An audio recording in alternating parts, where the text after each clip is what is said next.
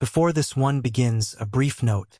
If you've been wanting more of these long, quiet tales for the late hour or the long road, there's a new collected volume of mountain stories waiting for you, written in the same spirit as this one, slow, old, and a little sorrowful. Now then, there are hollows in this country that keep a family the way a shut hand keeps a nail, not to protect it, but to hide what it has driven into the wood. People still pass such places in daylight, and they still borrow the creek road when winter mud makes the ridge impassable, but they do not say the name aloud after sundown. If you're listening tonight, tell me where you're hearing this from.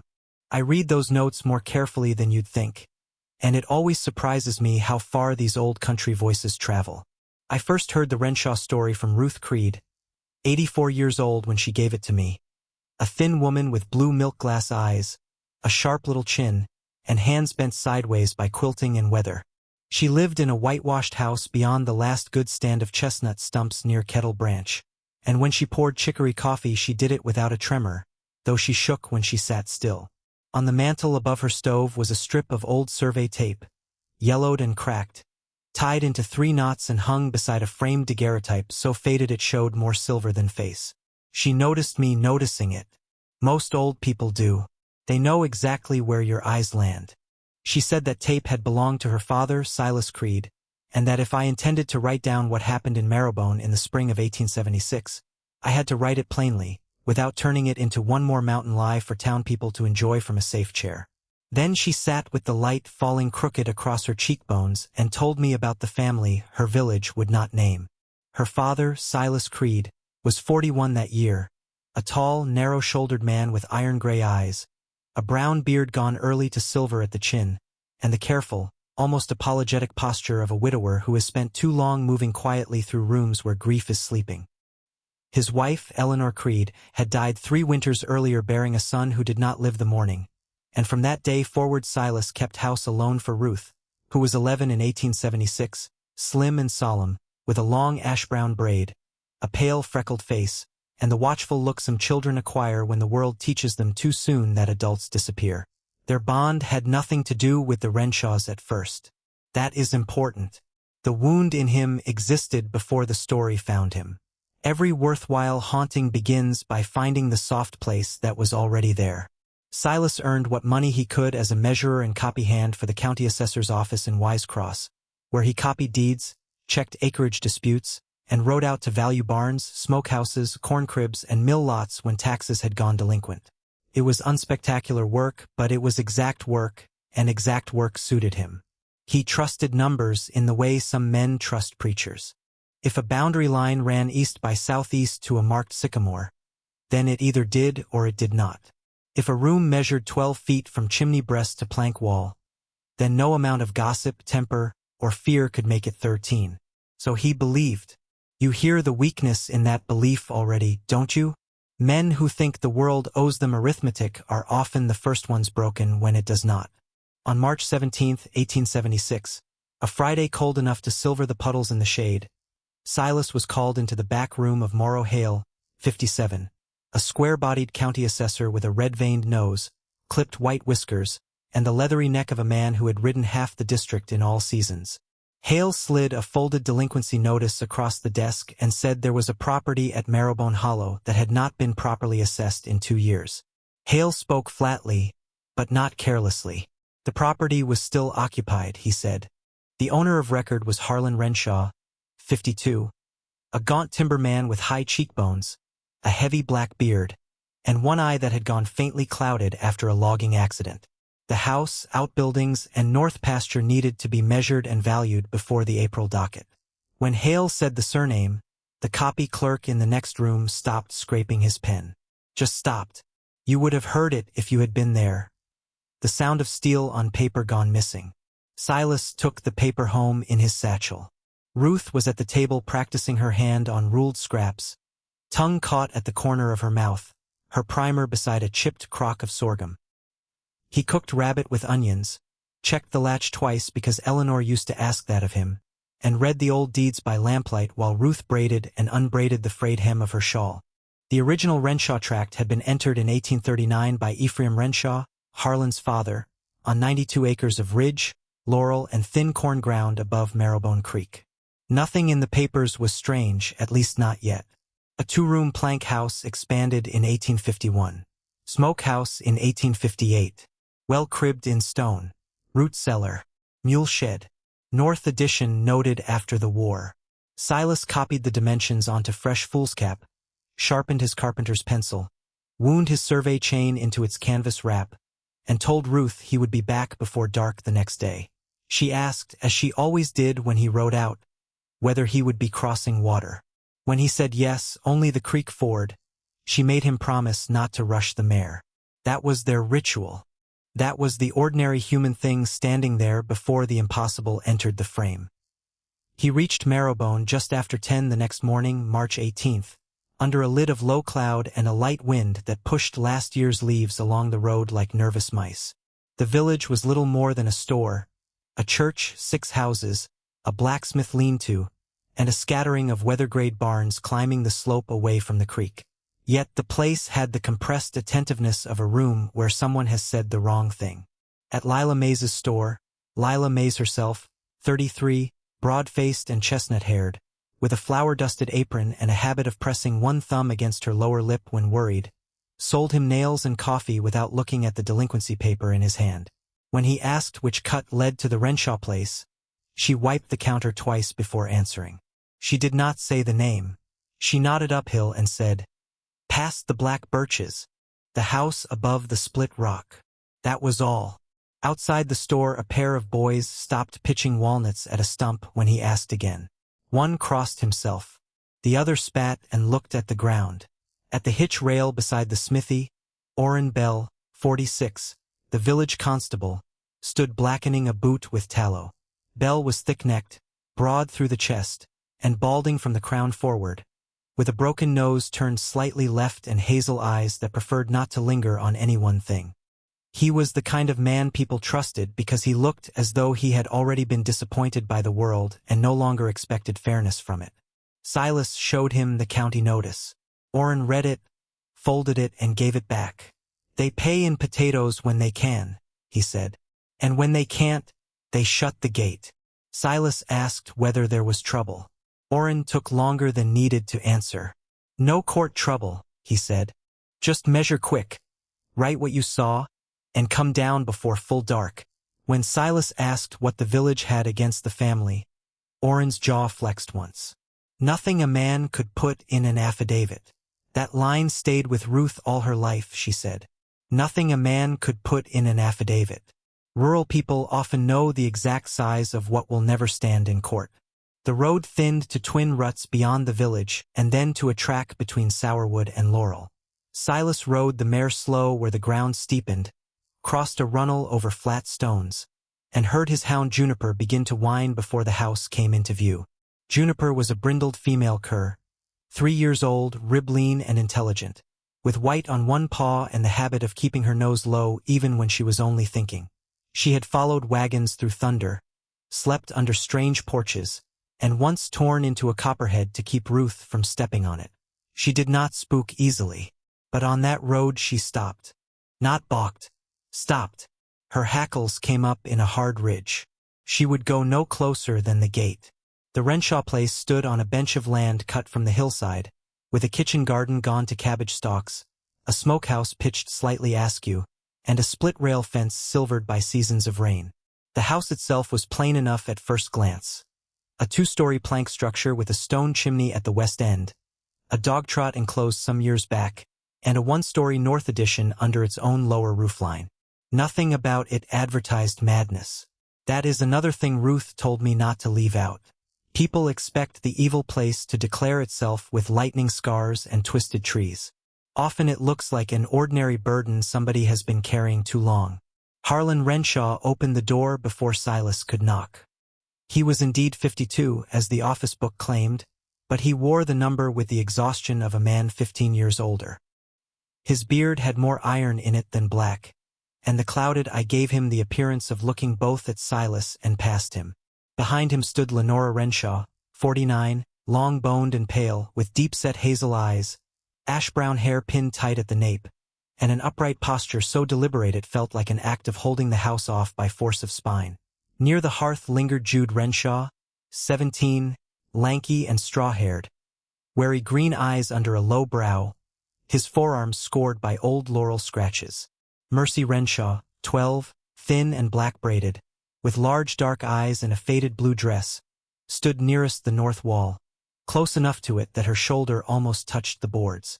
Silas introduced himself, offered the notice, and stated his business. Harlan did not argue. That was the first wrongness, Ruth said. Mountain people argued taxes even when they knew they'd lose. Harlan only nodded once and said, "Best do your measuring before the weather turns." It was said as advice, not warning, which made it worse. Silas stepped inside.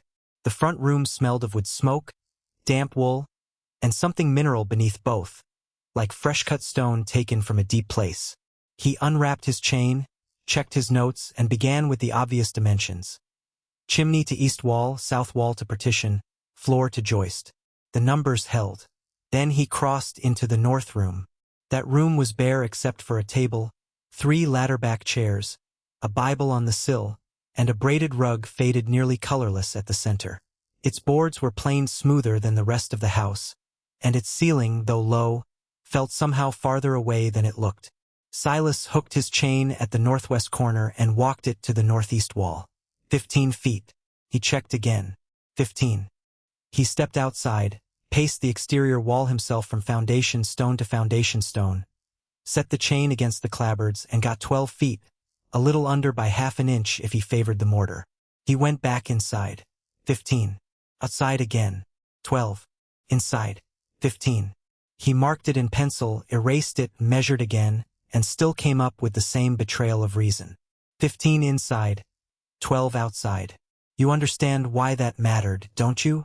A draft can be imagined. A noise can be blamed on settling wood. But a room that takes 3 feet from nowhere has insulted the whole agreement by which a man lives among beams and corners. Silas looked for tricks. He checked the wall thickness. Ordinary. He looked for a blind closet or boxed flue. None.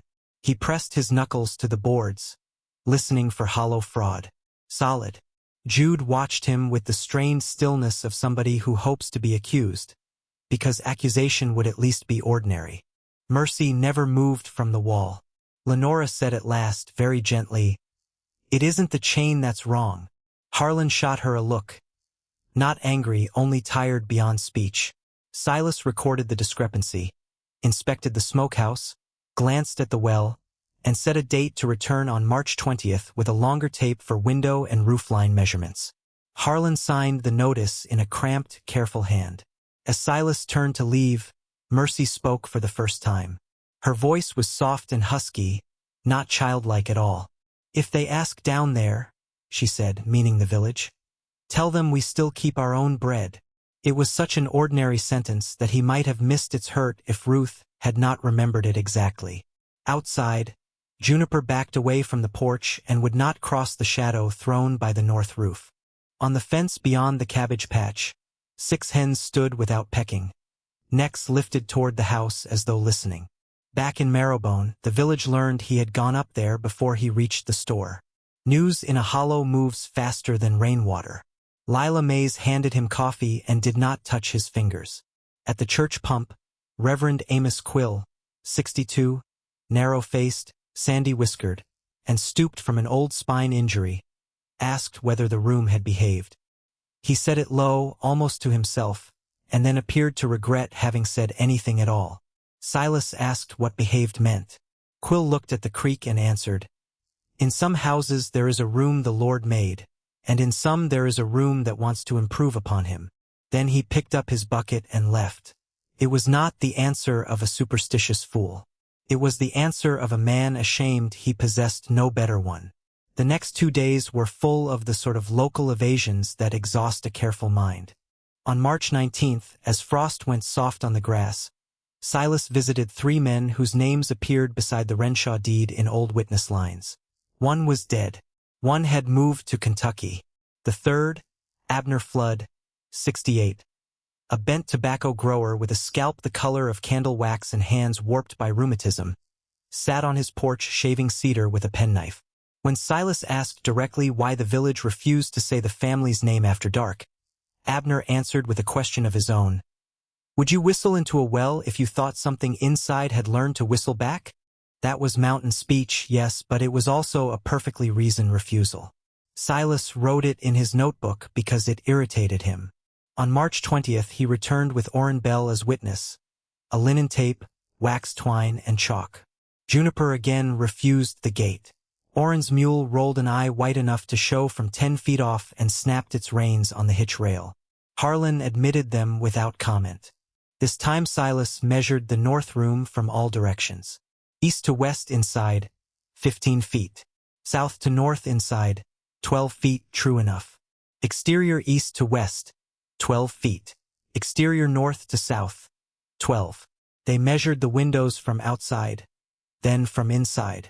The north window sat exactly where it should on the clapboard wall, yet the light entering it landed too far west across the floor, as if the sun had been nudged sideways in its travel.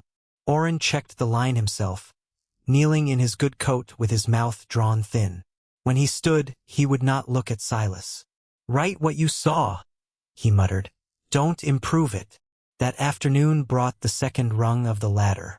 While the men checked the addition's foundation stones, Mercy appeared at the north window inside and pressed both palms to the glass.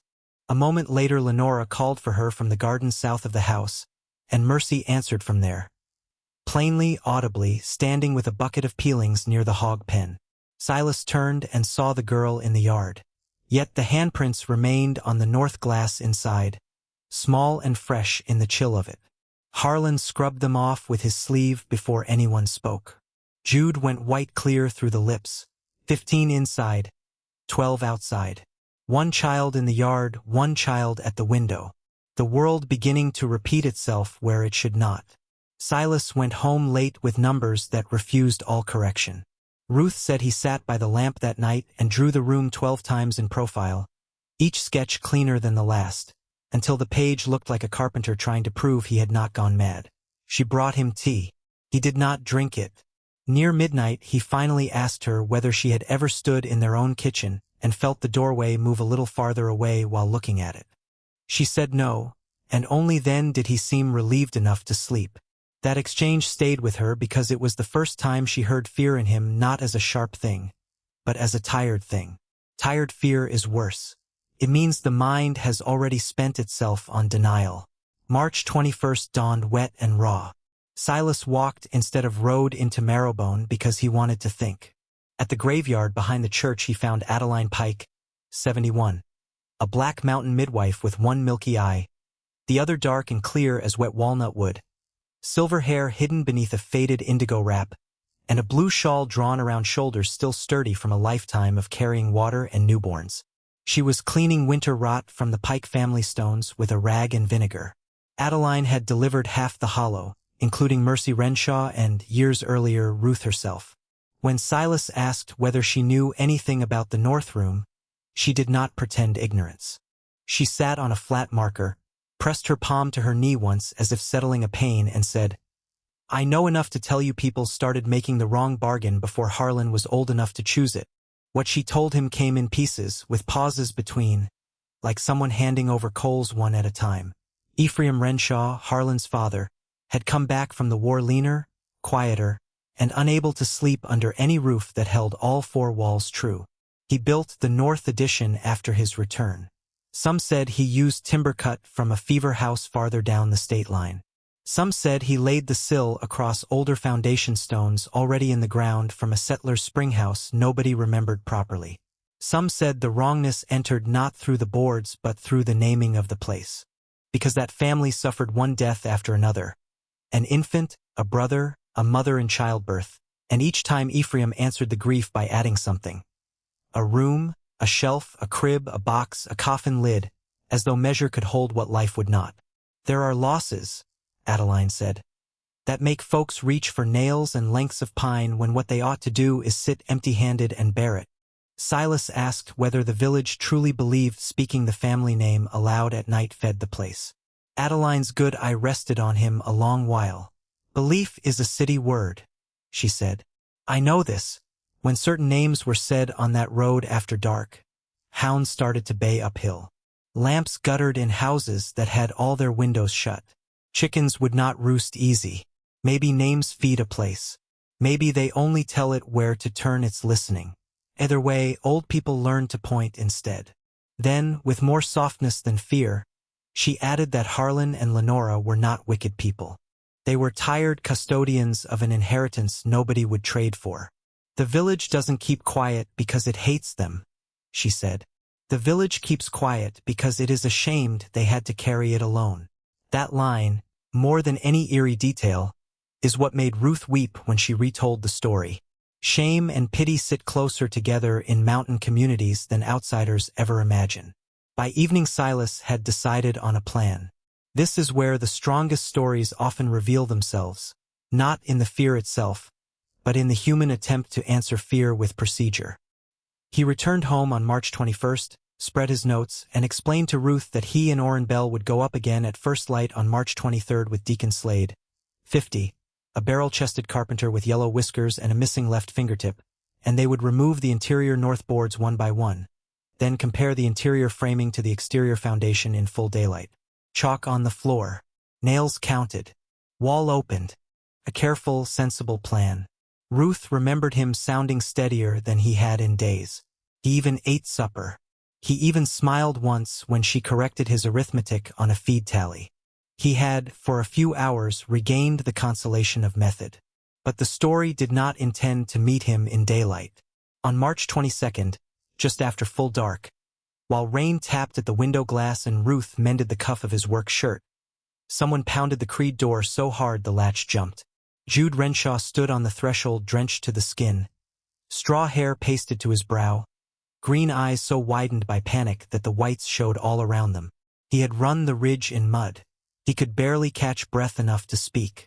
Mercy was gone, he said. Not gone from the property. Gone into the room.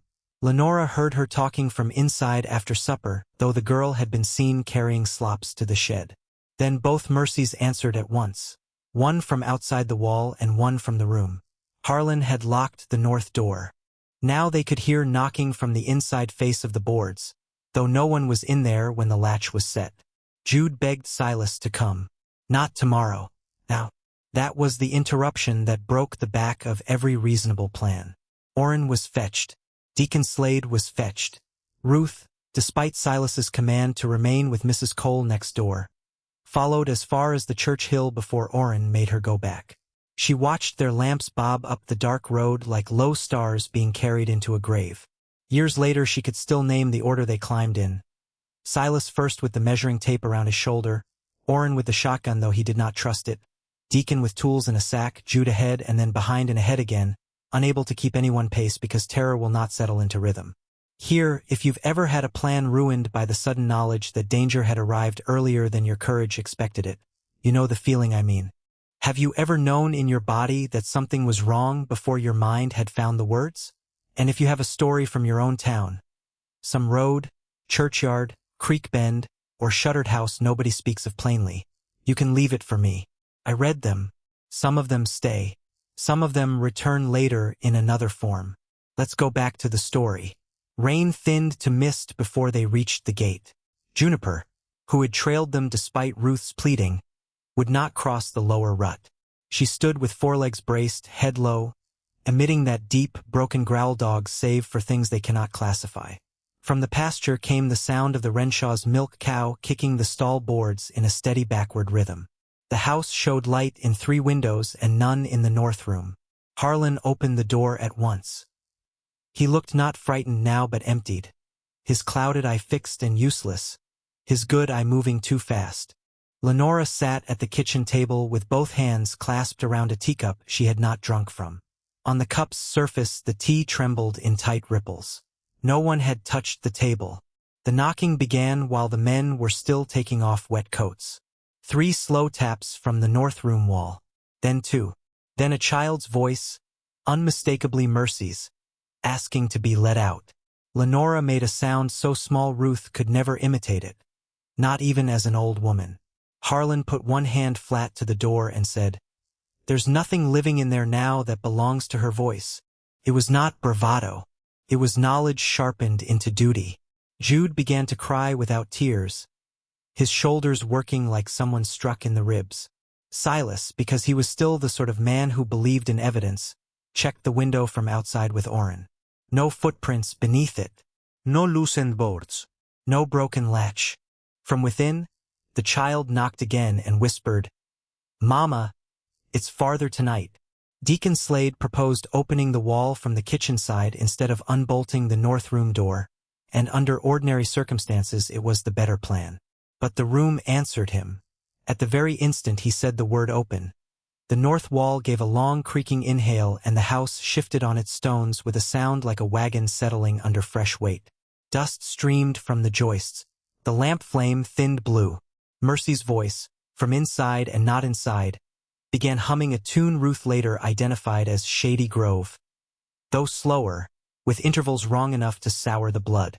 The men changed plans then because the house changed the terms first. Harlan took the key from a nail by the chimney. "If we wait," he said, "it learns the waiting." I want you to sit with that sentence a moment. There are lines in folklore that feel invented until you hear the grief in who first said them. Silas looped the survey tape around his own waist and placed the loose end in Orrin's hands. Deacon set his pry bar to the doorframe. Jude insisted on staying. Lenora stood only once, crossed the floor, and pinned a small wool scapular to Harlan's coat with fingers that did not shake until the pin was closed. Then Harlan turned the key. The door opened inward on a darkness that should not have fit the room. Not blackness. Not exactly. Darkness shaped like depth. The lamp in Silas's hand showed a floor, a chair tipped over, the familiar rug, and beyond that another stretch of planks where the exterior wall should have been. 15 inside, 12 outside. The phrase had begun by then to move among them like a prayer said by people who do not expect rescue from it. Silas advanced 3 steps, Harlan 4. The room smelled of wet stone, extinguished matches, and the cold one notices in caves when the air comes from deeper earth than daylight has any claim on. Mercy stood at the far end near what looked like the north wall, though the wall had receded to impossible distance. She was facing away, black braid down her back, hands clasped before her. Harlan called her name. She did not turn. Then another Mercy moved past the window outside, visible for an instant through the glass, carrying the slop pail she had carried at dusk. Orrin swore and nearly dropped the tape. Deacon crossed himself. Silas said very clearly, "The girl by the wall is the one we take hold of. Nothing else." His voice being calm at that moment is one of the few things that convince me this story is true. Invented men become eloquent when terror arrives. Real men become spare. He and Harlan walked toward the child. They walked 6 steps, then 8, then 10, though the room had only been 15 feet long by measure and should have ended long before. The chair they had seen at the threshold remained ahead of them, not because it moved exactly, but because distance was being reissued in front of it. Deacon yelled that the outside wall was bulging. Orrin hauled once on the tape to remind Silas of the line back. The tape came taut, too taut. It already felt longer than he had paid out. Mercy finally turned. Or rather the shape wearing Mercy turned. Her face was hers and not hers, the features slightly mislaid as if memory had set them in place from the wrong side of a window. The eyes were too calm. The mouth smiled only at one corner. "You shouldn't keep saying us," she told Harlan in a voice almost identical to his daughter's. "It makes more room." At that Harlan stopped dead. Not in fear but in recognition. He knew then, perhaps had always known, that the bargain involved naming, counting, and keeping. He went forward anyway. That is the saddest part of many old tales. People are not destroyed because they misunderstand the danger, but because they understand it and love someone more. What followed came to Ruth in fragments from 3 witnesses and from the marks left afterward. Harlan lunged. The figure backed farther than the room possessed. The lamp went out, not with a pop but as if swallowed. Orrin and Deacon pulled on the tape. For one heartbeat the tape came easy, then dragged as though caught under a root. In the dark Mercy screamed from somewhere behind them. In the kitchen, real and living, clinging to Lenora's skirts where she had appeared with mud to the knee and no memory of coming through the door at all. Simultaneously something cried out from deep in the room in Harlan's voice, then in Silas's.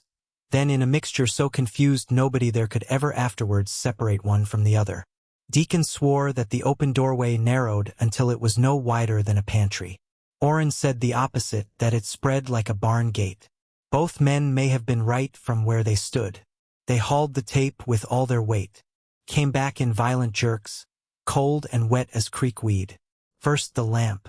Then Harlan's coat, empty but for the scapular still pinned through the lapel.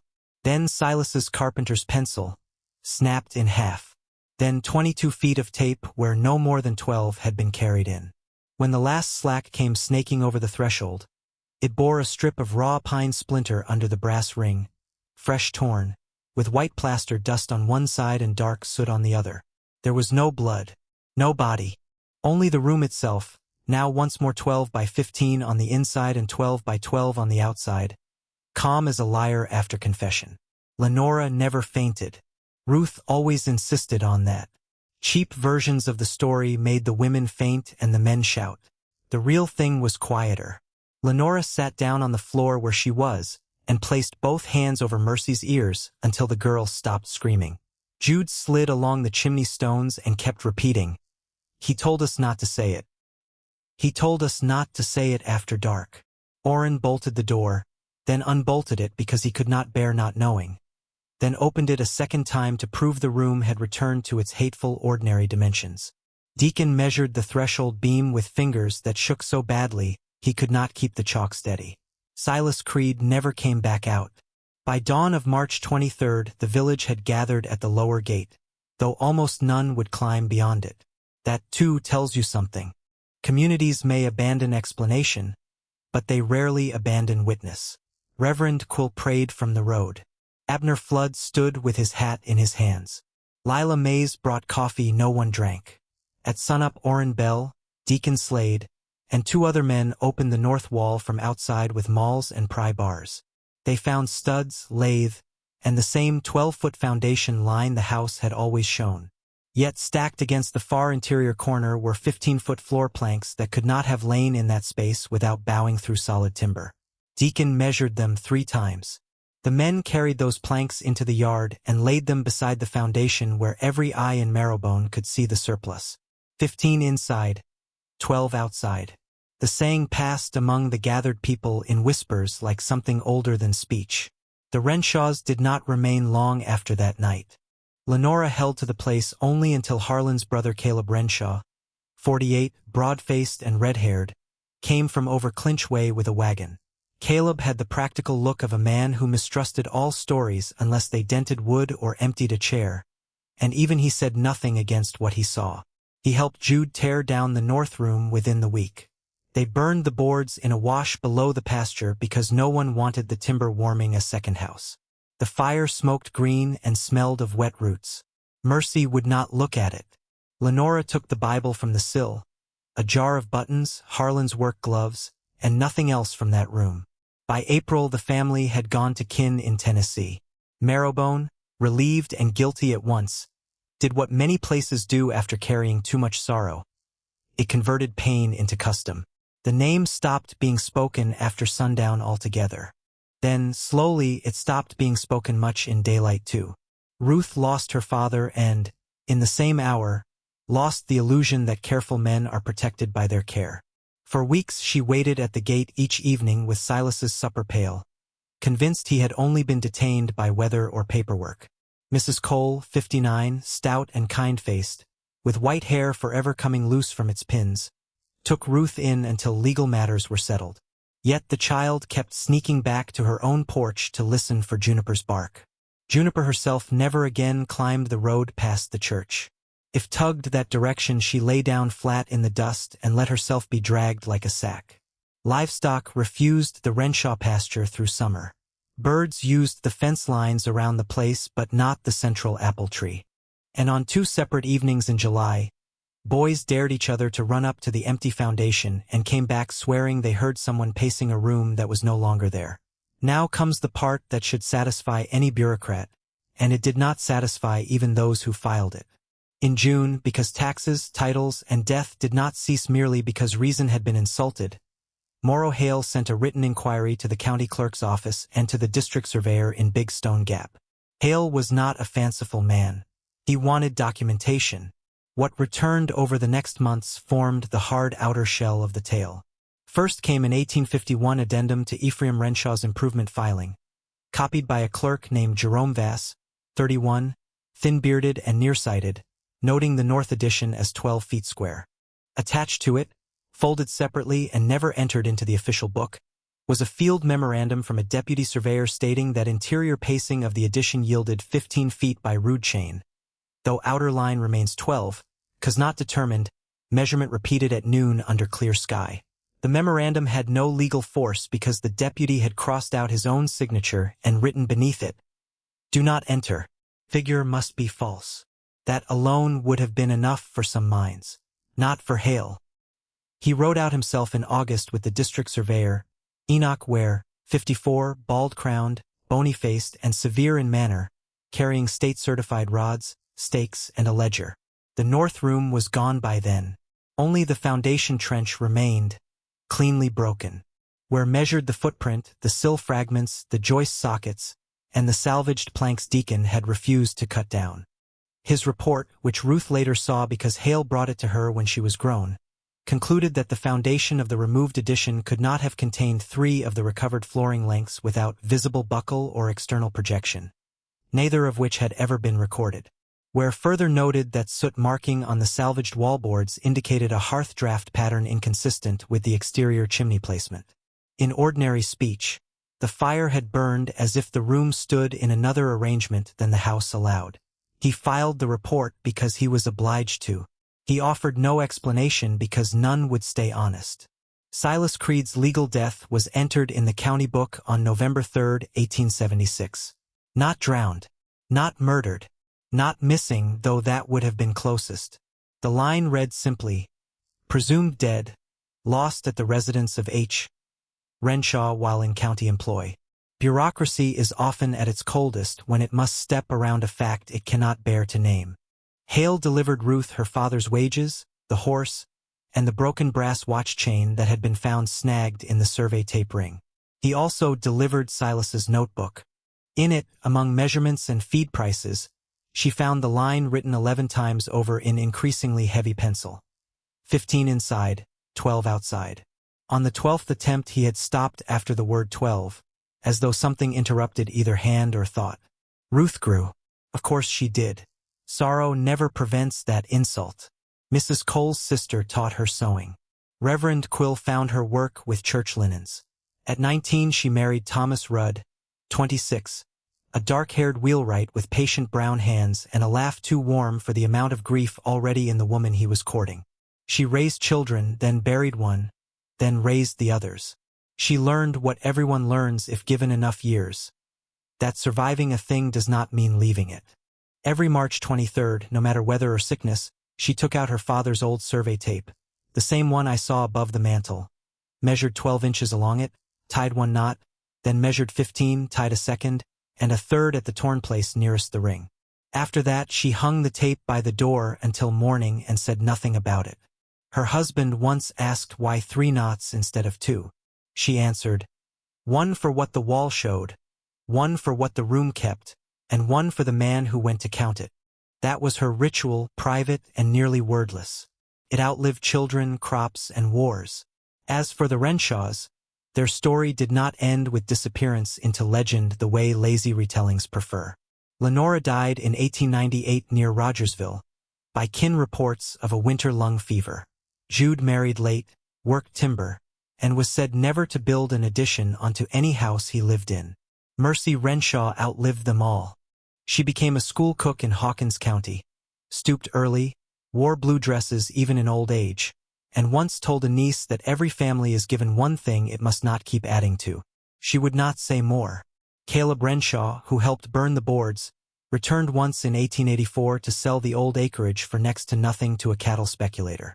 The sale failed after 2 buyers walked the line and decided the bench above Marrowbone was bad for stock.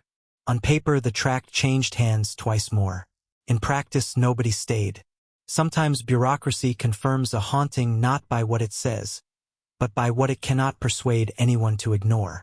By the time Ruth told me the story, most of the original village had been replaced by grandchildren, Asphalt, mailboxes, and aluminum pans cooling on porches where split oak baskets once sat. Yet the old bench above Marrowbone remained mostly open, the foundation stones sunk and mossed, black birches thick around them. Teenagers sometimes drove up there to prove they feared nothing old enough to have been forgotten. They parked below and walked the last stretch because engines had a habit of failing near the split rock. More than one swore that speaking the Renshaw name at dusk made the woods go still faster than weather would account for. A logging man in 1947 claimed his hound began baying uphill at an empty patch of ground and would not stop until he covered the dog's muzzle with both hands. In 1962, a pair of county men replatting parcels after a road change recorded the foundation line at 12 feet. One of them, in a margin not meant for anyone but himself, penciled. Local talk says room was larger alive. That, finally, is why the village would not speak their name. Not because the family had sinned worse than others. Not because the hollow needed someone to exile. But because ordinary people, having seen one household bear an impossible inheritance for decades, settled on silence as the only poor tool they possessed. Silence was their hedge. Silence was their apology. Silence was the little fence they built around a grief they had not helped carry soon enough. And perhaps, if Adeline Pike was right, silence was also a way of refusing to feed the thing further. Some truths in old country places are like banked coals. You do not stamp them out. You learn how near to keep your hem. If you ask me whether Silas Creed died that night, I can only say the law decided he did and the room never returned him. If you ask Ruth, she would say something harder. She would say her father was not killed by the room so much as taken into the excess of it, into the human temptation to add one more board against grief, one more name against loneliness, one more measured certainty against the part of the world that has never agreed to be measured. That is a melancholy answer, I know. But melancholy is often the truest ending old stories permit. There is one more memory Ruth gave me that I have never been able to set aside. A week after the tearing down of the north room, she asked Orrin Bell whether the men had heard Silas call for help after the door first opened. Orrin sat on her porch step a long while before answering. Finally he said they had heard many things in there, enough to make a decent man distrust even the voices he loved, and that the worst moment had not been the screaming or the dark, but the instant the room sounded exactly like an ordinary room again. Chairs settling. A man clearing his throat. Floorboards taking weight.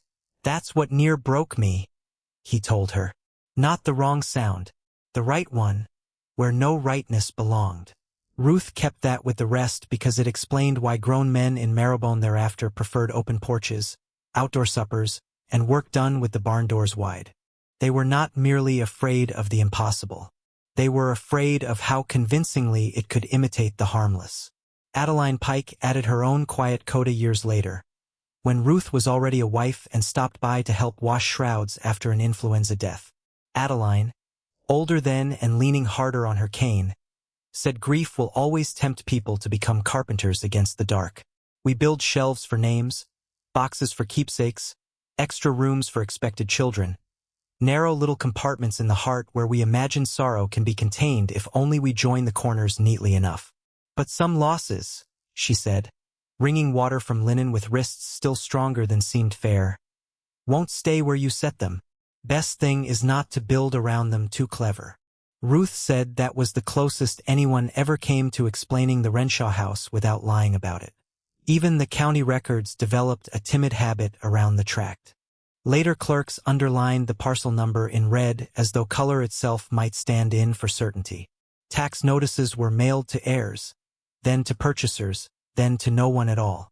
When a railroad man in the 1890s proposed a spur survey within a mile of the bench, the working notes included a practical aside. Local labor unwilling to camp above Marrowbone. No sermon.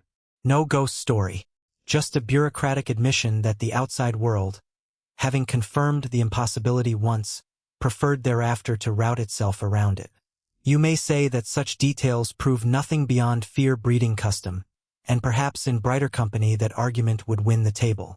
But bright company has not always been the most truthful company. Out in the hills, facts often survive wearing the coat of custom because that is the only garment neighbors will let them keep. A woman ties knots in a tape each march. A constable takes the long road home. A A village chooses silence where speech has already done enough. Taken one by one, these look like quirks. Taken together, they begin to resemble evidence of another kind. There was also the matter of the church ledger, which Ruth showed me from a wrapped bundle after I had nearly finished taking down her account. Reverend Amos Quill, who disliked embellishment almost as much as he disliked debt, kept a private margin in his burial register where he noted events the formal page had no column for. Next to the March 23rd entry for a prayer gathering at the Renshaw Road, he wrote that 16 persons stood present at dawn, though by every later recollection only 15 names could be accounted for. The crossed-out notation troubled him enough that he scratched over it twice and added, in smaller letters, perhaps miscounted in poor light. Ruth tapped that line with one bent finger and said the old minister had been many things, but he had never in his life miscounted mourners. It is only a stray detail, perhaps, yet stray details are often where truth chooses to linger after courage leaves the room. In the years after, Marrowbone developed a map of avoidance finer than any surveyor could have drafted. Men cut timber on the east slope but not the west bench. Women gathering greens in spring crossed themselves at the split rock without speaking. Children were told they could berry pick anywhere their own voices sounded ordinary to them and nowhere else. Even practical matters bent around the memory. When fence lines needed mending, the longest route was called the dry route and the shorter one by the bench was called the after-dark road even at noon. Such language does not grow out of one night's fright alone. It grows because a community, over seasons and then over decades, keeps finding tiny ways to admit that something unresolved still occupies a place where a family once tried to live like anyone else. Ruth told me once that the cruelest thing about the whole affair was how little of it looked dramatic in memory. No lightning split the chimney. No voices boomed from the hill. What remained were domestic scraps. A cup gone cold in Lenora's hands, a child's muddy hem, a snapped carpenter's pencil, coffee brought to a gate and left untouched, a coat returned without the man who had filled it. That is how sorrow persists in old rural places, not as spectacle but as arrangement. A room becomes foundation stones.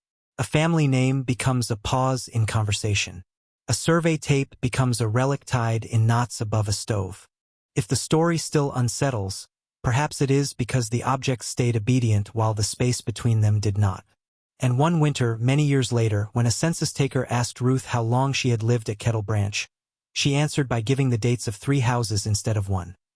The house where she was born, the house where she married, and the house that stole her father without keeping any honest place for his grave. The man laughed, thinking her merely old. She let him. Some losses, once learned, become their own address. And if there is a use in telling such a story now, perhaps it lies here. When a community goes quiet around a place, we should not always mock them for superstition. Sometimes silence is the leftover shape of witness. Sometimes the people who refuse to explain a thing are the very people who have seen enough of it to know explanation would only cheapen the cost. If you have known a wrong place in your own life, one road, one room, one patch of ground that felt too large for what the map allowed, leave that story with me. It might just become the next one I tell. One of these nights I'll tell you about the schoolhouse over in Clinch Gap where wet footprints kept drying in the wrong direction. Mind your measures.